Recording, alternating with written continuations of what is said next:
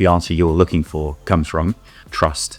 Trust is the most important thing you have to have in your sales team to make any kind of deal review or anything around MEDDIC work. Because if you don't have the trust of your team and the team don't trust you and you don't trust them, then deal reviews are going to be ineffective because people keep the bad stuff, the gaps in the opportunities too close. They don't want to surface them up because they don't feel that they're trusted to be doing a good job. They feel like it's going to be used against them and all this sort of bad stuff that happens. So it's critical, absolutely critical, that trust is throughout your team. And the best way of doing that as a leader is just to be right there in the trenches with your team.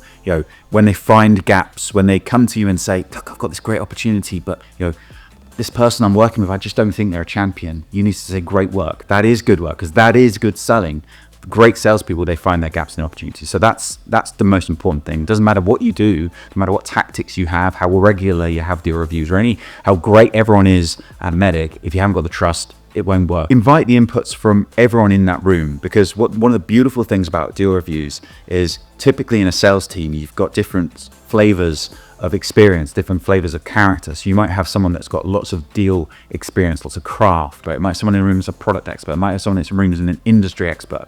And getting all of those inputs, those perspectives can help to richer point of view. So I'd say create that kind of environment where people are sort of, brainstorming. We call it deal storming as well. We even also changed the name recently to a deal trust based off of how Pixar review their movies when they're coming up with movies. And so you can imagine the crossover there that we're kind of trying to bring in of created environments, inviting inputs and opinions from all different places.